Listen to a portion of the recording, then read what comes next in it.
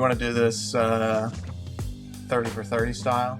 What if I told you you could fast forward through life in a world? Everything that matters. Click is next. Oh, Scooter, welcome to the pod. You're making your debut on this pod, I think. We might have had a trial prior to this one. Well, yes. Maybe we did do a little. I'm going to keep that a secret. That's going to be in the vault. It's going to be in the vault. Maybe we'll do that as an anniversary pod. But joining, I'm your host, Shane Hall. Tonight, joining me, my brother from another mother, Scott LaRue, a.k.a. Scooty. I asked you to come on, A, because I need to talk to you, but B, this fucking movie makes me think of you, because this actor makes me think of you all the time. Click is the movie we're going to review tonight. I know you've seen it a bunch. I too have seen it many times. What are your thoughts when I asked you to come on and do this one? Well, you asked me, you said, hey, we want to do a pod. I was like, yes. When? I just need to know. And you said, we're going to do Click. And I was like, let's do it. Well, we're doing it Monday night. So it's definitely one of my favorites. Chris and I used to watch it all the time. So excited to talk about it today. It's the best, man. So it's not a, for those that haven't seen the movie or haven't listened to the pod before, we'll get into a bunch of stuff. We'll talk about quick facts of the movie, who it was up against that year, all that kind of stuff, some sneaky behind the scenes things, some financial things with it, our favorite scenes, blah, blah, blah. We'll get into all of it. This movie, I remember thinking was going to be a typical like Sandler comedy. This one hits way harder. And I think it's probably his most underrated movie that he's done in the last 20 years, post, Waterboy and all that stuff. Yeah, I mean, I think it definitely has some classic Sandler moments, but it's like the full range of emotions, from comedy to like a great storyline. And then there's a little bit of sadness there too. And it makes you think about life. And so it is like, it's a typical Sandler movie, but it's also an atypical Sandler movie, which is why I think is like a pretty amazing movie. Yeah. I mean, I think it's why I liked it. I like it because it does have some of his goofy stuff in it, which is usually pretty damn funny. For whatever reason, he's always got like some O'Doyle in like every movie. He's always got like this a like typical cast that makes their appearances and stuff, so there's some familiarity there. But this one is just I don't know if this is like the beginning of his hard-hitting stuff, because he does have like oddly emotional moments in a lot of his movies, but they're not dramatic movies. This is the best of it, though. Let's get into the casting stuff, because this movie came out 2006. Yeah. Pretty good year, if I do say so myself. Budget was $82.5 million. Box office $240 million worldwide. So it's a fucking hit, dude. Yeah, that's not bad. That's not bad. So this is written by the guys that did Bruce Almighty, directed by the same guy that did Wedding Singer and Waterboy. It's still a Happy Madison production. For those that haven't seen the movie, the plot of it is overworked architect Michael Newman, played by Adam Sandler, is gifted a universal remote that lets him control reality. It can rewind, fast forward, pause. At first, it's his dream come true, and then it starts auto skipping his life through work stuff, through marriage stuff, through kids, and until he's dead. So it's a fucking hard-hitting movie in a lot of aspects, but there's still some funny Sandler stuff in here.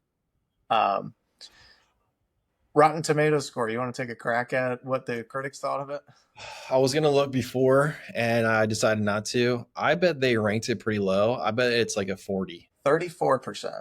Okay. So I feel like all the movies I really enjoy, Rotten Tomatoes is the Yeah. complete opposite. So it's 1,000. of course. Yeah. Dude, Rotten Tomatoes. So like a lot of the movies that I enjoy the most are the ones that have pretty bad or mediocre critics reviews and excellent audience scores. Agree. What's the audience score on this one? 66. So it's like a little bit of a sleeper. It's not quite It's what I almost would double hope. the Rotten Tomatoes score, so it's the people know. It's a very watchable Yeah. movie. It's not something that I'm like, oh wow, you have to see this before you die. But it's in that next tier for me of like fun movie to watch. If you're on an airplane, you haven't seen it before, like turn this thing on. It's a good movie. It's a nice reset. You know what I mean? Yeah, absolutely. Um, this gets nominated. It's the only movie that Sandler uh, is nominated for an Oscar for. Really? Yes, it's best makeup. Is it up to this point or that it in total? I think in total, it's the only Happy Madison film to earn an Academy Award nomination. He might have. I don't know that Righteous Gemstones or not Righteous Gemstones. Jesus Christ! Which, by the way, hysterical show. So You know good. what I'm talking about? What's the movie? Yeah. Are you talking about Uncut Uncut Gems? Gems. Yeah. That's it. I feel like he was nominated for something for that too, but I don't think that was a Happy Madison production. I don't think so. Those have a very distinct look and flavor to them.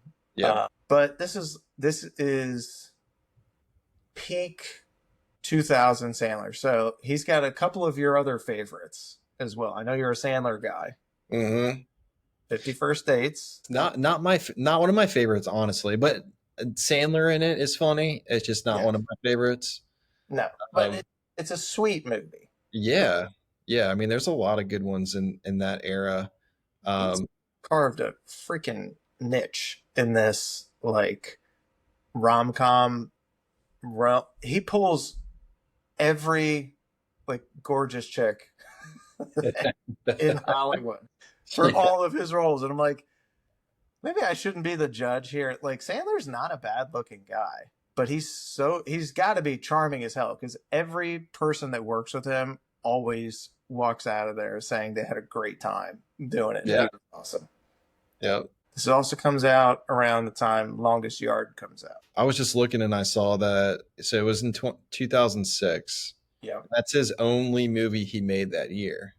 And mostly he's made multiple movies a year, but this was the only year he did not make two movies. They did a re-release of his Eight Crazy Nights, but this is the only full screen cinema release new for him in 2006. I can't get the years right. Yeah.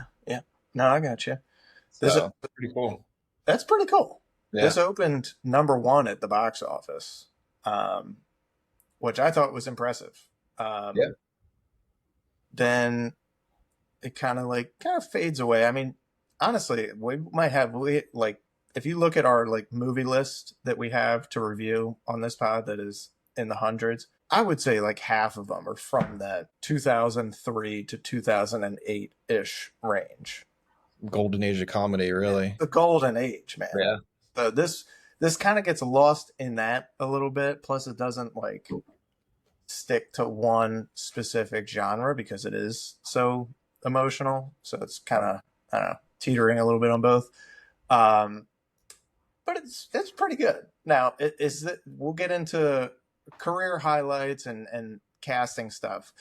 I can't remember the order, and maybe I should have gotten on IMDb or something before this to see the order of his filmography, but I feel like this is like the movie where he starts bridging away from the goofier stuff and taking more dramatic stuff. Yeah, I'm looking at it right now. Right after it, he had so this is one of his first like rom-coms, right? Yeah. typical rom-com. But then, you know, uh, I Now Pronounce You Chuck and Larry, which is a comedy, but it's also a romantic comedy. Right. Bedtime Stories is also follows that, which is Yeah. a very romantic comedy with his love interest.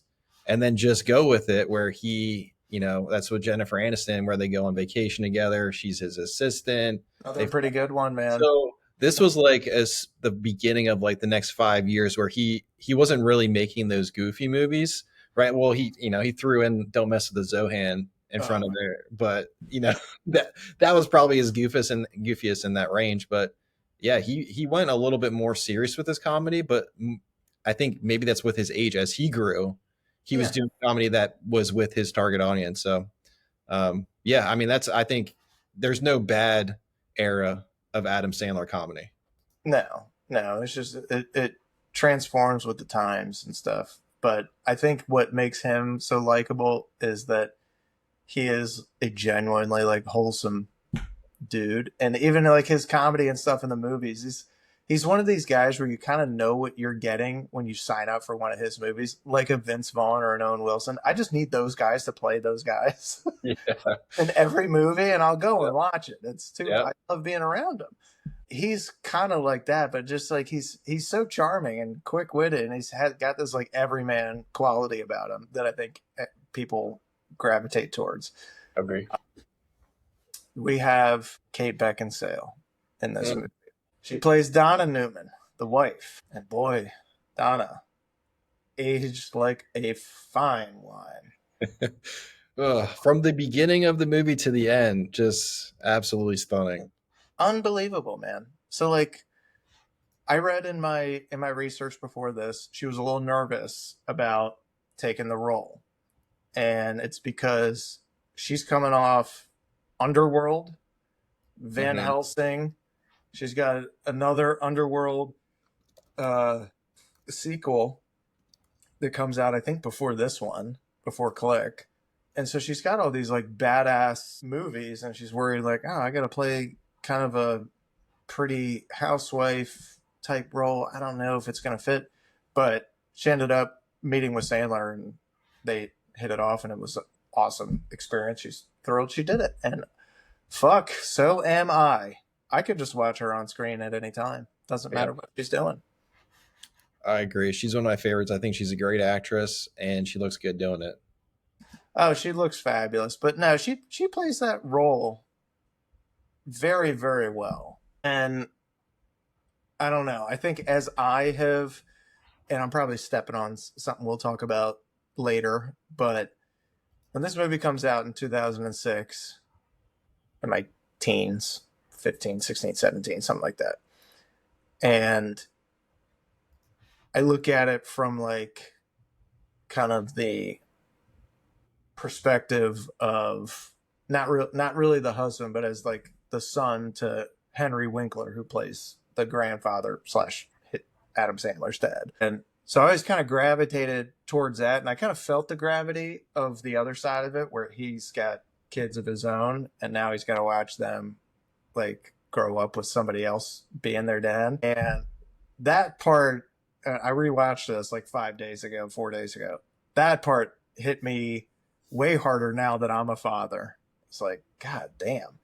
And the whole time I'm watching it, I'm like, how could she possibly, like in my younger years, how could she possibly leave Adam Sandler? But then God, dude, I've been married long enough. And I feel that part of the character so much more now than I ever did. And it helps me understand her character a lot more, and why she did stuff that she did. And so I don't know. That's my 2 thoughts on it. Yeah, I mean, I agree. It's as a dad now too, right? You look back and you're like the importance of just being there for your family. You don't always have to be perfect, but Click is one of those movies where it's like all he had to do was show up. He kept pushing his kids to the side. He kept pushing his kids to the side, his wife to the side. Yeah. And I mean, it happens, and that's to me, and I'm sure you feel the same way. It's like, I don't want to do that. I want to make sure that I'm showing up for everybody in my family, and to avoid something like that ever happening. But yeah, I mean, it's makes you think, right? It's like, okay, Yeah, well, what actually is important in life? And that's, that's a good takeaway from it for sure. exactly. And that's one of the big themes of the movie. We get he's a favorite on this pod, Christopher Walken. Oh, great character. We get Christopher Walken as Morty. Morty is somebody who works in the Beyond department of Bed Bath and Beyond, and is the one that sells Adam Sandler this universal remote that can control his universe. So, um, the character's weird as shit. Perfect for Walken. um, I kept thinking to myself, who else could have been in this role? I'm sure there's some other guys. I always compare him and Pacino and De Niro and like that class of actor. But he's so good at playing creepy, man. It's hard to think of others in that role. I feel like if Pacino was in there, he'd just be trying to hit on the wife the whole time. Yeah, I mean, Walken did not. It was nice. yeah, he's got that like creepy, weird, interesting vibe to him, right? Like you don't know what to put it on him, but nobody can play it like him. I mean, he's hilarious, but also like kind of creeps you out sometimes. Yes. Yes. I don't know what he's thinking or what he's up to. He's very mysterious. Yes, absolutely. That's the word right there. He is mysterious. He's very mysterious. It's incredible character. We also get the Hoff, David Hasselhoff. He gets talked into playing Adam Sandler's boss at this architecture firm. Um, we'll get to the Hoff later. I don't know what he was doing in 2006, but it wasn't a whole lot of movies, so I think he was great. We got Henry Winkler playing Adam Sandler's father. He is the coach in Waterboy. You've seen him in a bunch of stuff, but that's probably his next most famous role for me, I guess, would be coach in the Waterboy. Yeah. Yep. I got range from him that I did not expect from this character. Yeah, I mean, I'm not going to step on one of my best favorite scenes, but he was fucking great.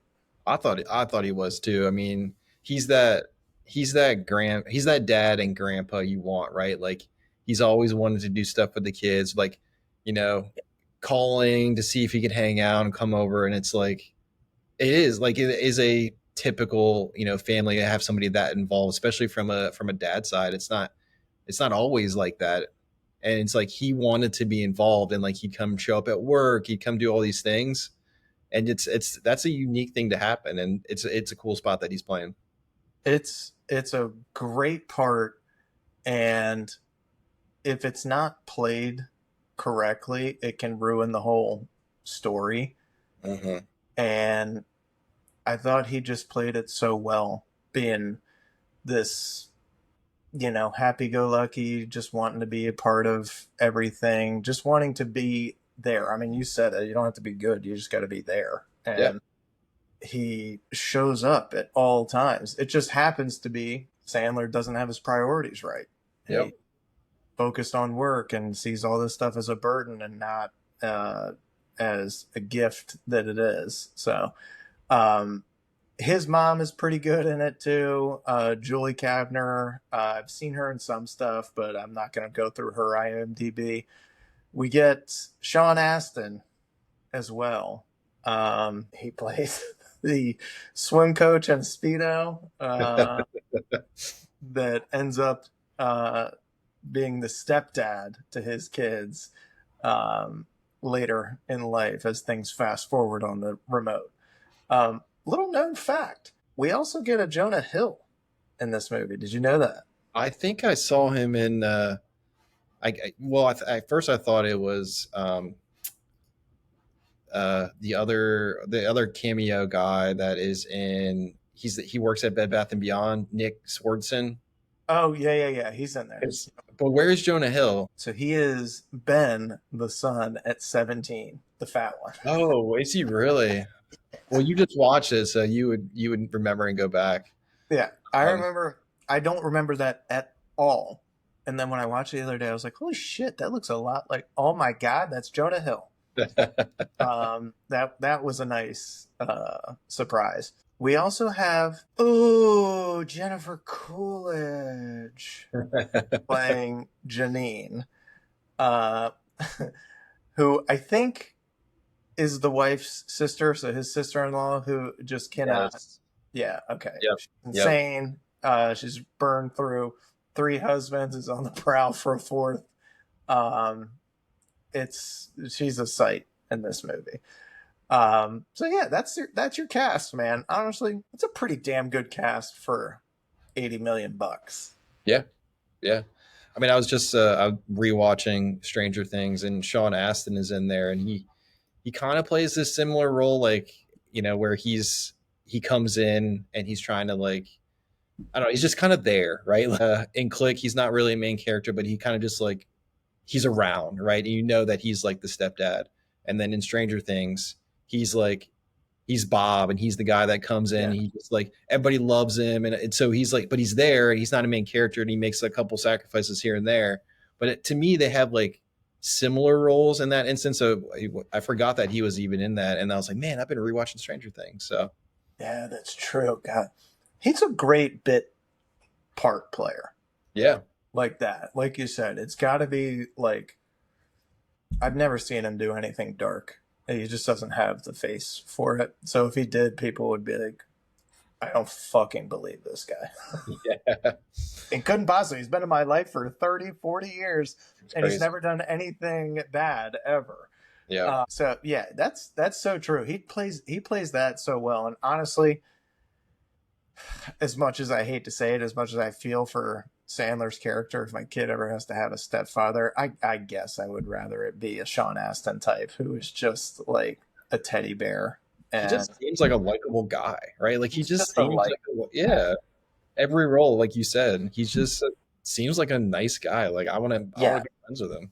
he's like a neighbor that you would hang out with, and you're like, I don't even know if like I just there's something about this guy. I like this guy. He's just fun. He's just cool to be around. Yep. That guy. Ugh. Um. Okay, we can do a quick break here.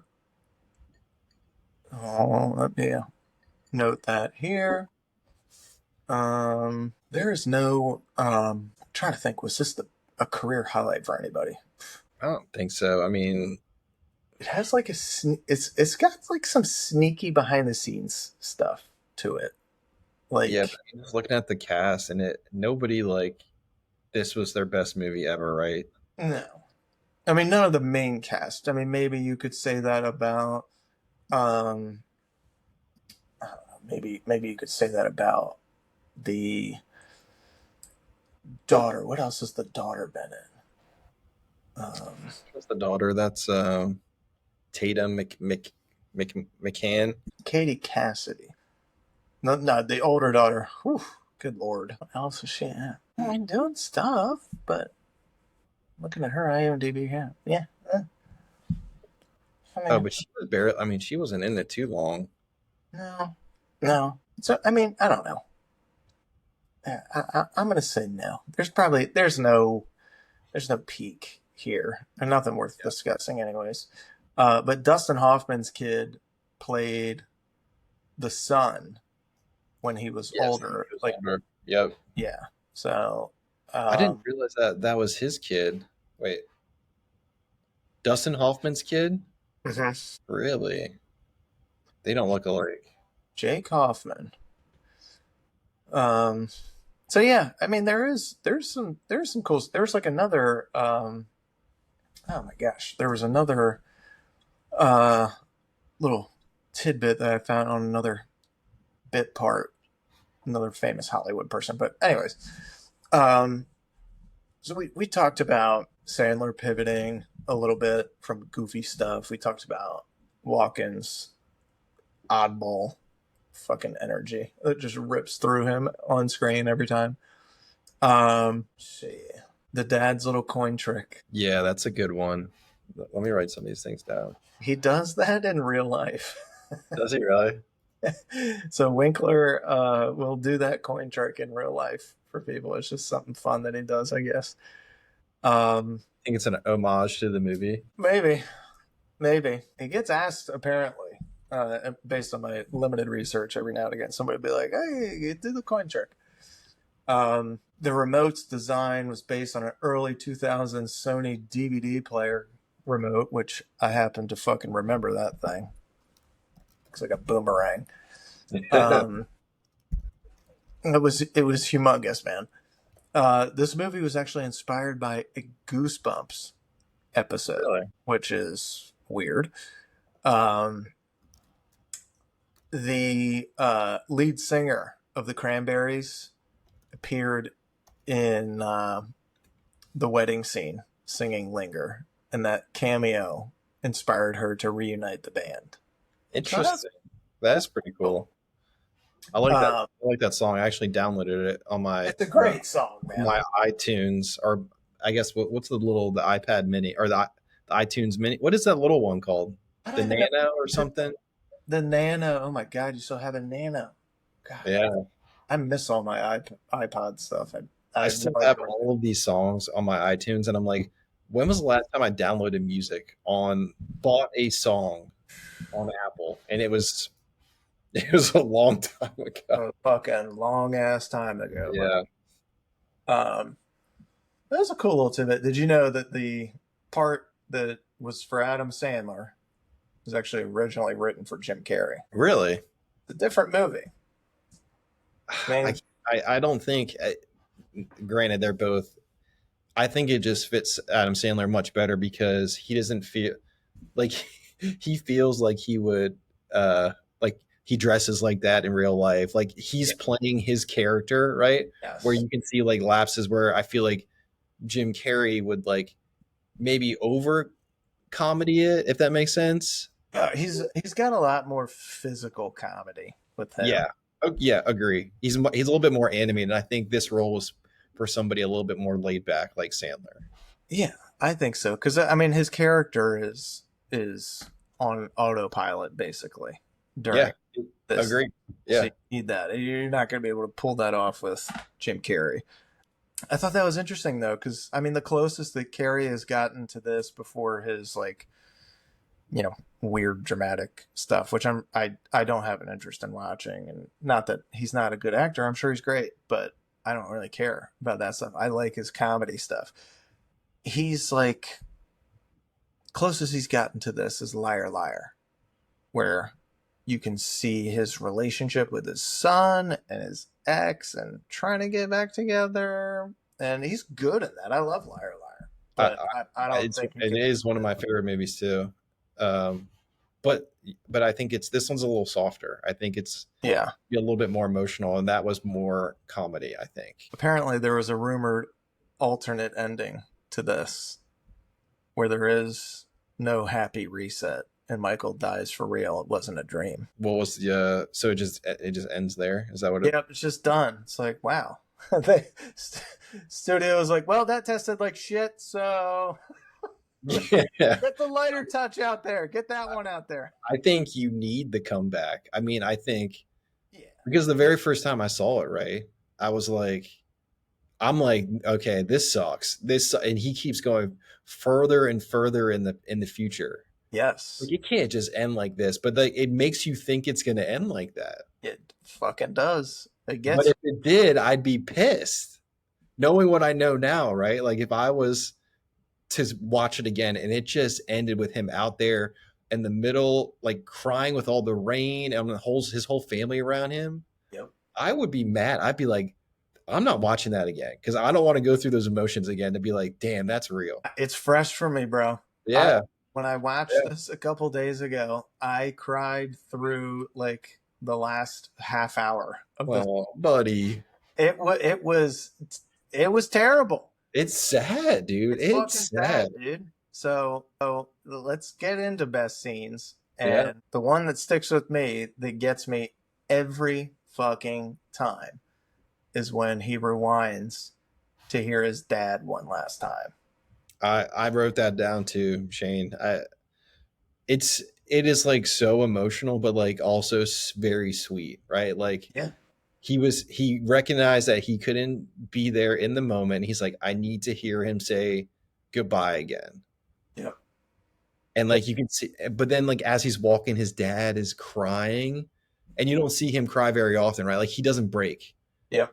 and it's like, God damn, like why didn't you just do that the first time? Yeah. And he's screaming at himself. It's like, I don't know. I feel like everybody has been there at one point where you're mad at your parents or mad at somebody that you love and you feel angry, but then when you realize you're losing time every day and you think back on the moments that mean the most to you, and sometimes it might be little shit that other Yeah. people wouldn't think of, but it's just, You, bro. you want to hear something funny or not funny, but ironic, right? So when I was writing Dale's best man speech, I had this idea of time, and I went back and I looked at this movie again about like, and it just gave me a little different perspective of Yeah. like why time is so important, and like you can't get it back. In the movie, he got it back, but like you can't get it back, and like that scene right there is like the moment where you're thinking to yourself, time is so precious, like don't waste it. Wow, holy shit. It's a nice reminder that it is finite. This is not, we're Yeah, not here forever. agree. Oh God. So yeah, that's But the scene that sticks with me the most. But you like this hospital parking lot scene. well, I mean that one is, it definitely is emotional too. But I mean, if I'm gonna go, we just did a little one that pulled on your heartstrings. I'm gonna go a comedy one, Okay. and it's when Hasselhoff is telling Sandler that he's got to work over the 4th of July after he just did all this. He pulled an all nighter. He's been working really hard, and he's pissed because he's got plans. And so he's got the remote, and what's he gonna do? The first time he stops it and he just smacks him right in the face. And he's like, then he unclicks and he's like, "Oh my! I just got hit by a truck or a bus or a Yep. train or Yep. whatever." And then he keeps talking again. And then he stops it again, rips a fart right in his face, and he stops and he's like, I taste shit. And that was like one of the moments that I just was dying laughing. You're not thinking in your mind like, man, I wish I could do that. I would. There's been so many times in my life where I'm like, if I just had a remote to If I stop had a time, remote to fucking punch yeah, this dude real quick. and just act like nothing happened. That that is the perfect depiction of You it. know, I've been at moments sometimes where a headache comes on real strong, and I'm wondering, Yeah, fuck, yeah. somebody had one of the remotes. It does. This is a movie where you're like, man, I could have a remote so many times to just stop it and do this, stop it and do that, and it's like you can't It do would that. be incredibly convenient. This is like AI ahead of its time, though. As this fucking remote starts Maybe, learning yeah, and starts skipping stuff that it's like, oh yeah, you wanted to skip this last time, and then he starts freaking out. He's like, no, no, no, no, no, no, no. Ends up skipping years ahead of time. yeah. I mean, I think that's a hidden message, right? Where you are, he's like, skip to when I'm not sick, and then every time he clicks it, he's like, it's just going to do it. It's going to remember stuff just like AI, right? So it's training that remote to be just as smart as AI, Exactly. and it's scary, man. This was Chat GPT before it started. Yeah, Back to not gonna click. lie, I used it tonight. We always do. Yeah, We love it. It's a yeah. great tool.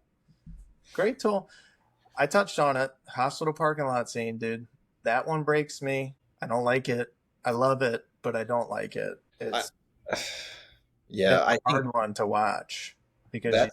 feel this frail old man. You know that he knows I'm going to die if I do this, but I have to. I have to tell them goodbye and I'm sorry for missing all this stuff and for not being there, not being the dad that I wanted to be, that I said I would be, not being the husband I said I would be, all of it.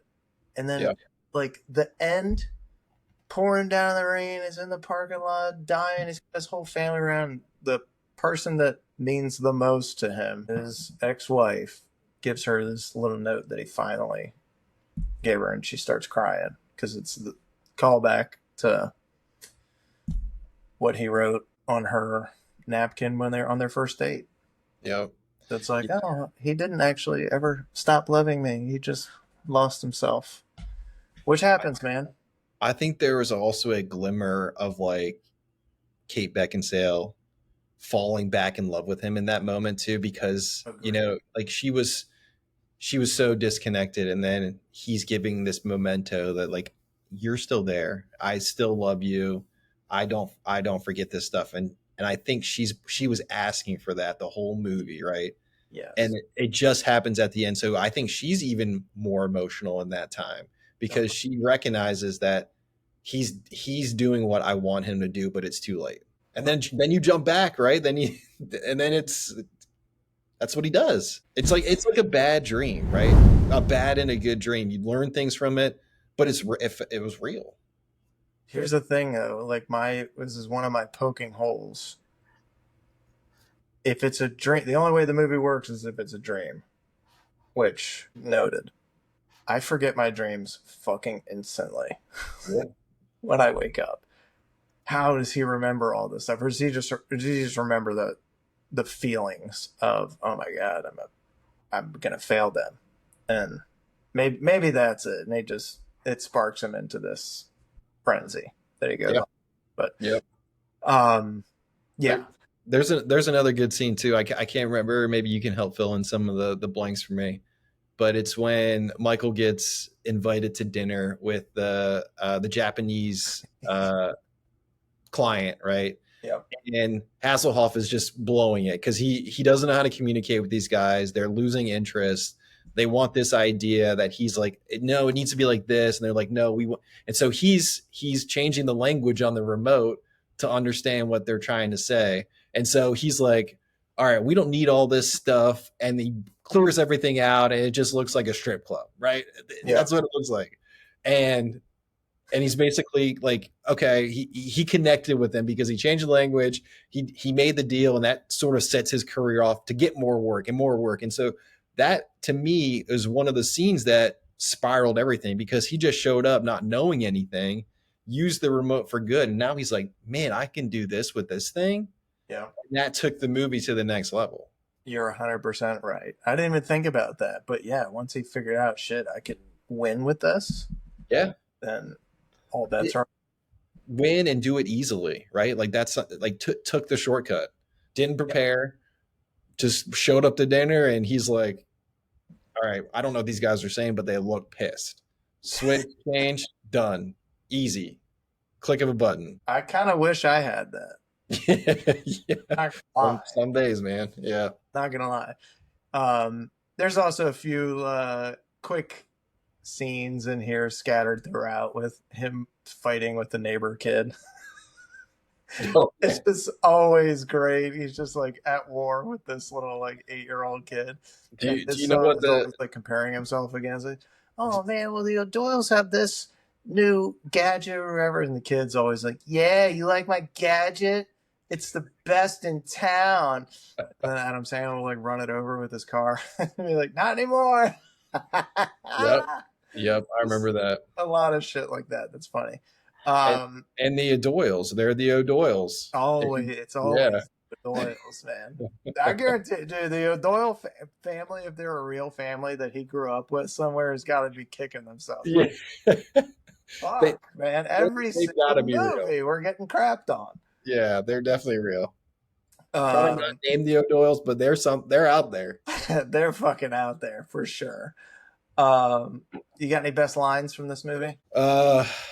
You go first. I mean, I think they go in line with my favorite scenes, right? Like Hasselhoff saying "I taste shit" is like one of my favorite lines. Just it's really quick. You know, just because it's what I would say, right? Yeah. But I mean, I think the things that have stuck with me more is maybe not just lines, but scenes, right? Agreed. So, what about you? I mean, any that stick out to you since you're fresh? Not really lines. It's just him skipping back to their first date scene. Um, and like, oh my God, I can't believe she's going to kiss you. Look at that thing on your face. What is happening? He's shitting all over himself, but then his, he's like actually got decent game, and he's writing notes and passing notes with this girl that's way out of his league that Yeah. ends up being Kate Beckinsale, the wife. Um, I don't know his best lines. It's just him writing down the stuff on the napkin. I just that stuck with me. He's got good one liners in here, but nothing that jumps out to me. Yeah, nothing that I'm repeating on a daily basis. No, not like that. What's aged the best? I mean, we've talked about some of it, like emotional weight of losing time. You know, the familial aspects of this. I think Winkler's performance is even more endearing now than it was back then. Yeah. Just probably just because of where I'm at in my stage of life. Yeah. I mean, I take the time thing the heaviest too. That's what stuck with me the most, is just not wasting your time, not thinking that you can get through time to get more time, because you can't. Yeah. Right? Like, you get through time and that's gone, right? Like 5 seconds ago it was gone. Yep. So you got to make the most of it. And so I think that's what, especially as a dad, right? And kids that need our support, it's like I want to always be there for them, because one day I'm not going to. That's just it's a reality. what happens in life. Yeah. I mean, it's not always going to be that easy, but I'm able to do it now. And so why not? Yeah, exactly. Plus, think about it from their perspective. It's pretty fucking awesome having parents around that are super involved. It sucks. Yeah. What do you think about the Sandler fat suit? It's classic. It's always classic. So I wasn't sure. All right, am I going to put that in what age the worst or what age the best? I think it's the best. I actually thought it was pretty. I thought it was pretty damn good. That's what I think they won the makeup thing for. Really? Really? Or were nominated for. I think it was this fat suit and aging people up. I do. Yeah. Well, I mean, even to that point, maybe it's not makeup, but I think who they've got playing the roles as the kids and the adult kids look like they'd be the aging of those characters, right? Yeah. Like they match them pretty well. Where some movies you're like, okay, there's no way that little kid looks like that now. And so I think the boy and the girl, they aged appropriately with the movie, and I think they just really good casting. They did do a nice job on casting. What age the worst? It's a good question. You could Bed Bath and Beyond as a business, probably. Yeah, that's a good point, man. Because nobody goes. I mean, why, if he's trying to blow off steam, why is he going to Bed Bath and Beyond? What was he going there for? That's what I was trying to remember. I think he needed to blow off steam, and he's like, was it camping gear? Like, was he going there to get camping stuff? Because it was. Oh my God, it's gonna eat away at me for the next couple of days. I gotta find out. Yeah, I'm looking it up right now too. See what they say. He was going to look for a universal remote. Yeah, he was pissed off because he kept hitting 6 remotes, and like one would open the garage, one would turn the lights off. I guess that's a big miss on our part. That's the whole point of the movie. That's the whole point of the movie. God damn, boy. Jeez. Shit. Yeah, but Bed Bath and Beyond, to get a remote, like in 2006, I mean, I'd be going to a Radio Shack, a Best Buy. Probably not Bed Bath and Beyond. I don't know, man. They did have a lot of shit there, but probably not. But it works better with the movie, I think. The whole Beyond. Well, yeah, it does. But if you're going to say what aged the worst, because I mean, that's. I think they're basically giving away stuff at Bed Bath and Beyond nowadays. Yeah, all the ones around me keep shutting down. Well, yeah, ours shut down and turned into a pickleball facility. So there's that. Well, I got. I don't really have much else for what age the worst. There's really not like a bunch of crude or lewd jokes that haven't aged well or anything like that. No, I mean, I think it's fine. I also forgot to mention the dog humping scenes. I like that as like a little bit throughout the movie. It's just like, God damn, these dogs are all humping this Sundance duck. Yeah, it's just funny because every time the duck got horny, Sandler be like, "Come on, let's go!" Like Let's he got go. it going too. And for kind of was like, wow, I wish I had that problem. I don't. Yeah, Um, Poking holes. I mean, I don't have too many. I mean, the idea of this is to stretch the imagination. One of the remotes that he picks up when he's getting all frustrated is like a joystick controller. oh, yeah. So I'm like, why did he think that was going to be the TV remote?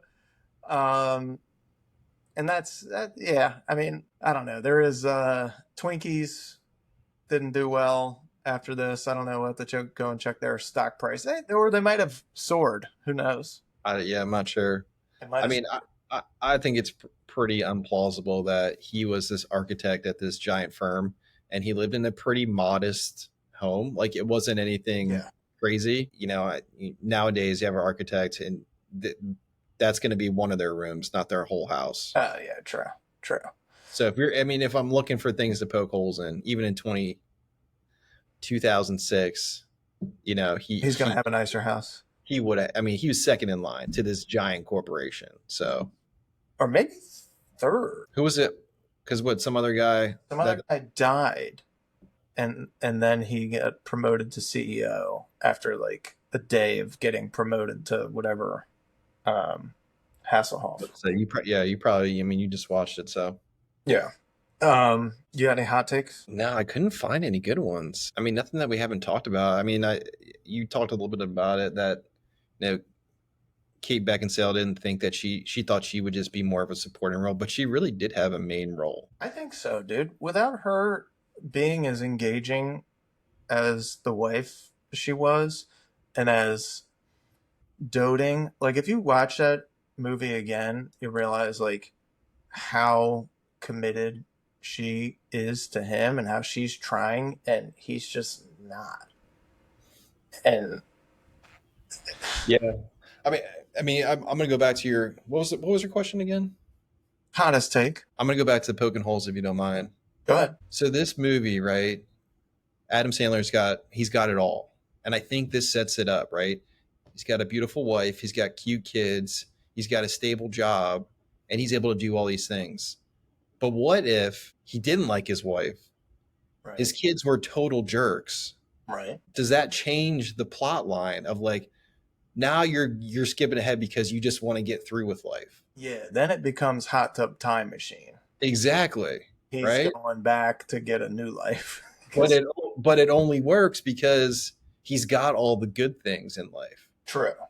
So And it does it's not for everybody, right? Because not everybody has everything that they love in their exact moment. Right.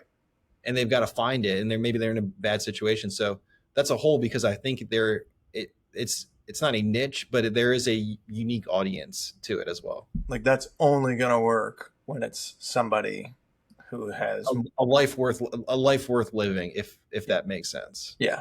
Yep. Fair point, man. All right, let's get into awards and superlatives. What do you got for best supporting role? Hasselhoff, man. I think he's hilarious. Really? Yeah. I mean, I don't want to steal your thunder, but I like Hasselhoff because he's that typical movie, like I would say jock, but like the boss, right? So he's misogynistic. Like he just hires these interns that he's like, they're hot, aren't they? Like, aren't they? Yeah. And like makes you work on the weekends. And so he comes off very manly, but then he does have like a personality side to him at times. Yes. But then when like, it's game on, or, he's got to put on this tough guy or like bad boy attitude. So I think he's really funny in the movie. I'm battling between Walken and Beckinsale. And I think I want to give it to Beckinsale. I just really liked her in this. A lot. Yeah. An unhealthy amount, actually. No shame there. So Hoffman, right? I feel like he also has an underrated role. because He kind of does. of the two kids, his is the one whose storyline follows closely to Sandler's. Yes. Where the daughter is like, she's, she's aging and she's maturing and all that stuff, which is different but you can see the connection much closer with Ben, right? I think is his name. Yeah. As the movie goes on, he's like that. He's more and more like me. He's more and more like me. So he's got a unique storyline because he's trying to be like, I've done it all wrong. You need to be doing this. And then he's like, yeah, whatever. I got work to do. I got work. And it's like, when he comes back, like, I feel like he tries to change that, but more so with Ben because he sees Ben living the same life that he just lived throughout the movie. Yes. So I think we didn't really talk about him much, but he's got a definitely interesting role where without him, the story's a little bit different because yes, you're losing time, but you're not evolving your kids and specifically the son who's following in your footsteps. True. Well said, Uncle Scooty. I mean, if I had more than a day to prep on this, Shane, who knows? Who knows what this man's capable of? Most unrealistic scene, I feel like I don't really need to get into that just because it's, the premise of the movie's unrealistic. But overacting award. I don't think any of them. I mean, I don't think any of them overacted. Like, I think it's like a really good movie. Sundance was really Hasselhoff in times, but what'd you say? Sundance was really putting out the vibe. But like, none of them really, they kind of played their roles. That's true. I mean, yeah. I mean, if you want to say, you could say Hasselhoff or at times, yeah, Walken a few times for overacting, but like, it's kind of their role in this is to be a little over the top and exaggerated versions of themselves. Yeah. Because I've seen them act that way in other movies. So it's like, that's what I'm comparing it to, of them being like, okay, is that how they typically act? Or is that just in this movie and they're going way over the top? And I didn't see any of the way over the tops. No, I mean, the closest we get to way over the top is him farting in Hasselhoff's face and him pulling down Sean Astin's pants twice so people can't see it. Also very funny. So also pretty funny. over the top acting would be like, okay, that it's not funny. Like, you tried. Yeah. But I cracked up. I forgot about the pants pulling down. Funniest moment, you're gonna go with the fart in the face? I think the fart in the face. I'll ride with you on that one. Yeah. Who's the MVP of the movie? So it doesn't mean that they're like the best actor, or it doesn't even have to be an actor. It could be who wrote the movie. It could be the audience. It could be anything. But who is the MVP of the movie?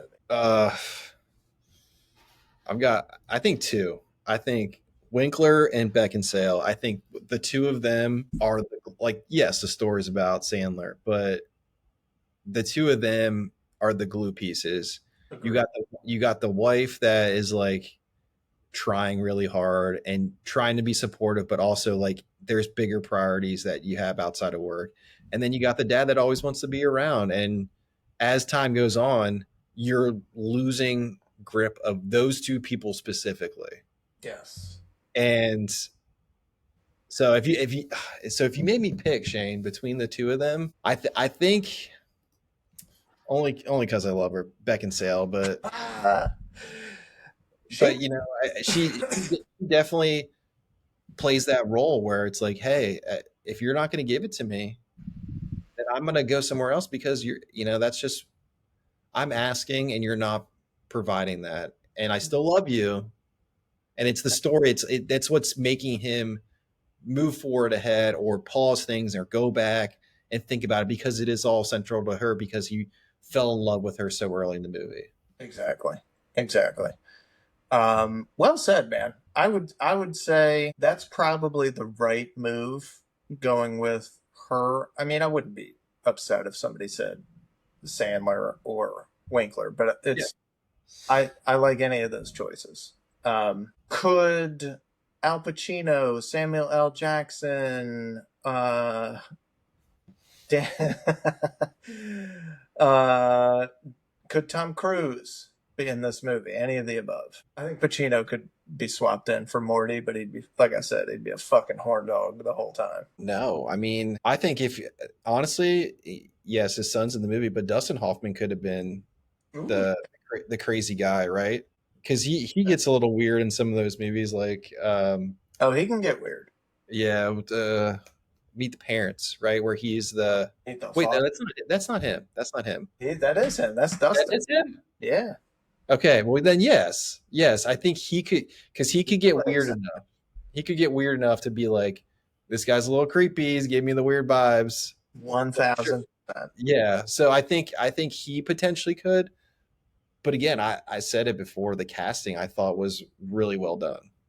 Could this movie have a sequel, prequel, or a TV show? Not a prequel. I think it starts where it needs to start. Yeah, Um, sequel, you'd be forcing it if you went for two, click two, I think so. because the whole point of the movie is like he doesn't need this. He just wants to be present and spend time. Exactly. And what are you going to change the movie to something different where he can pause and stop and rewind? No. So I think no. Maybe a show. I think it could be a cool show. Maybe a remake, one or two seasons that tell the same story, but leave little cliffhangers here and there. Yeah. But You that's get a not new it. character every Yeah. season or something like that. Yeah, you could do something like that. You can make it a little more comedic too. Like what's the one with I'm blanking Kevin James? It's like older comedy. He's the dad in that family. I'm blanking it. King of Queens. Isn't that? It's not King of Queens. Ah! Is that King of Queens? It is King of Queens, bro. Yeah. He's a FedEx driver Yes. or Yes. UPS driver. Yes. What could Brown do for you? So I mean, I could see a remake there where it's like it's not the lavish lifestyle that Sandler lived, but it is a little bit more modest than Yeah, yeah. you know. That's not a bad idea.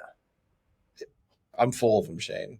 Hollywood, call you Yeah. boy. Oh. Let's see. Weakest link of the movie. Weakest link. Weakest link. Weakest link. Who could we have as a weak link? That's a tough one. It is a tough one because I mean, I guess you're looking at the guys or girls that are not in there long, like Jonah Hill, barely in there. Yeah. The two interns or models or whoever that Hasselhoff hires, like Yeah. nobody's forgettables, right? Very. Yeah. So I'd say somebody with a small role, but Yeah. I Tiny anything else. role person. Sorry, Yeah. guys. Is there best use of a product or brand in this? I mean, I guess Bed Bath and Beyond. It's got to be Bed Bath and Beyond. I mean, it didn't really help him in 2025, but it did in 2006. I mean, In 2006, people were fucking with Bed Bath and Beyond. It was well, that's probably the only brand I remember just off the top of my head from the movie. that and Twinkies. Yeah. Twinkies I remember well. Yes.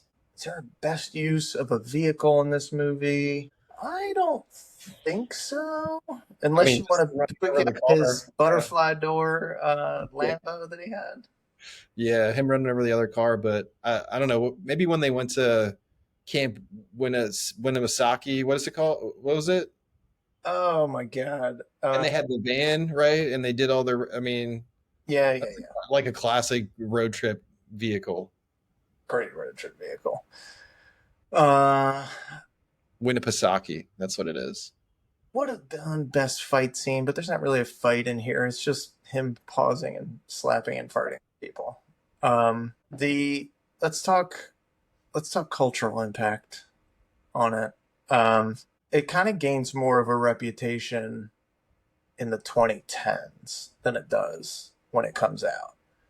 And I think some of that goes back to we just have a shitload of good movies in the 2000s. Like a shitload. Not as much in the teens.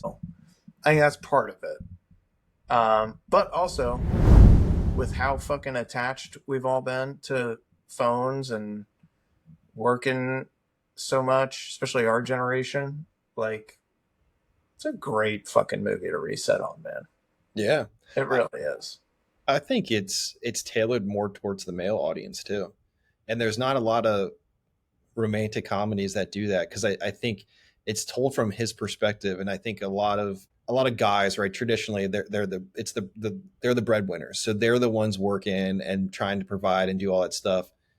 That's changed over time, but I think I keep saying it, in 2006 it was made for the dad. I think so.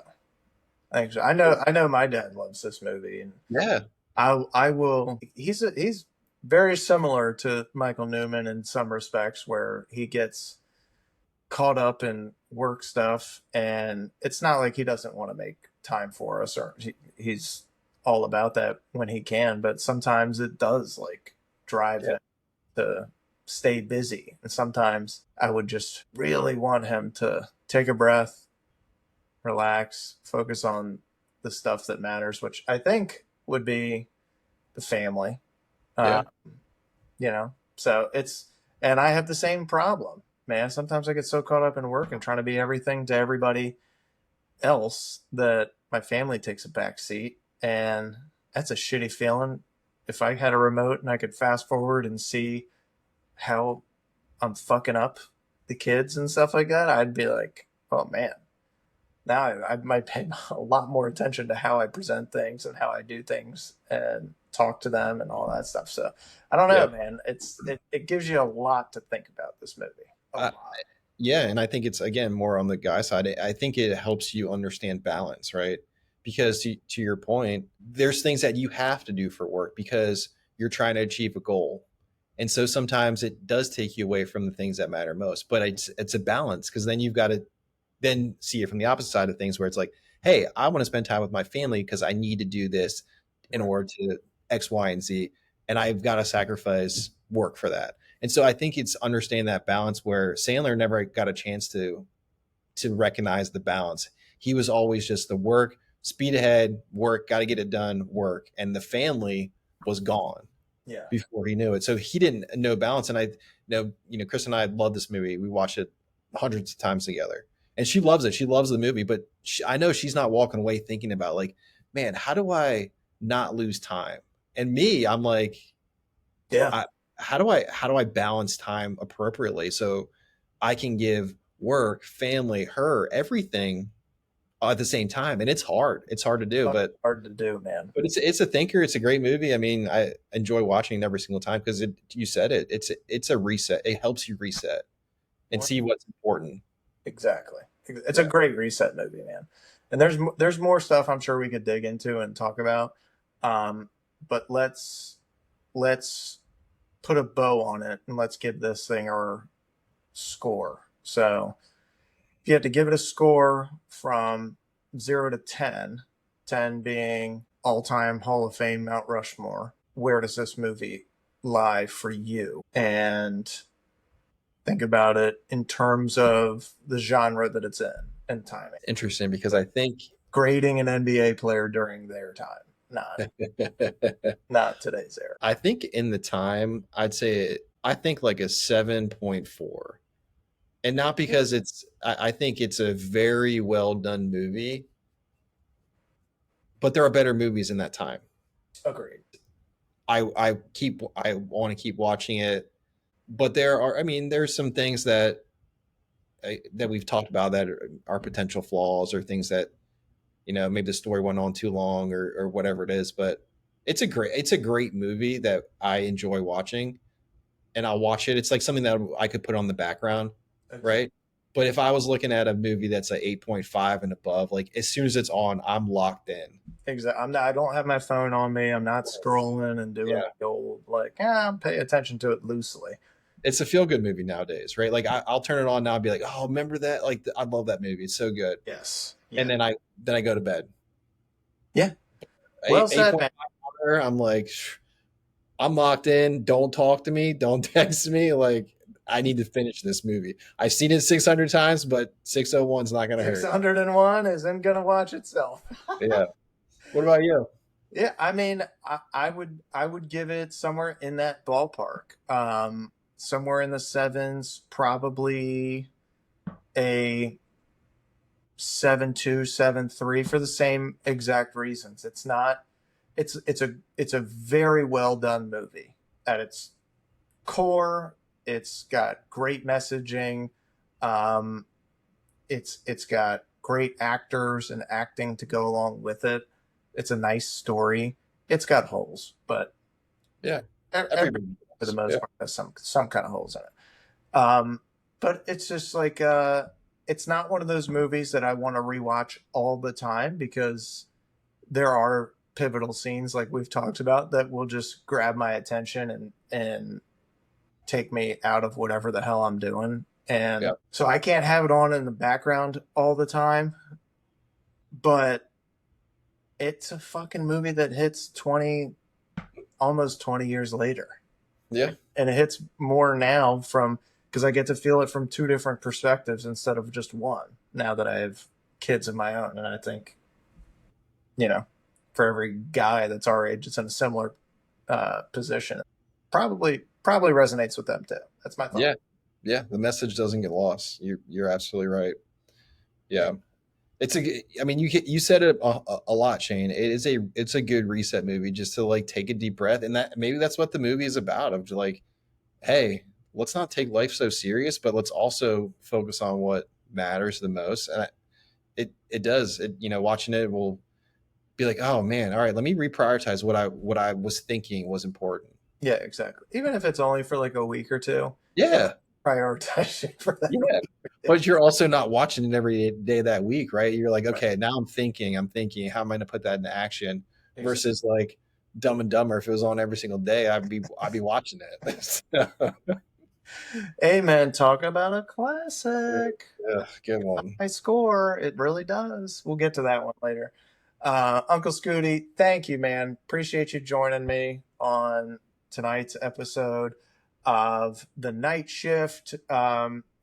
For those of you guys that listened, watched, if you liked it, subscribe, like it, follow, leave a review if you can, read the comments.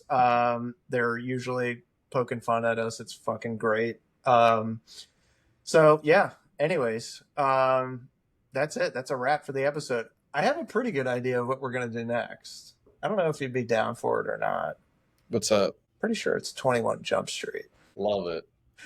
Well, we'll explore a little more this week and see if you got time, maybe this weekend coming up, to maybe do a little special session again. You get more time this time too. When we talk about one-liner, Shane, daily quotes on 21 Jump Street. So when you do it, you let me know, because all right, I absolutely want to be a part of that one. Done and done, my friend. All right, that's it. It's a wrap. Night Shift is clocking out. Peace, y'all.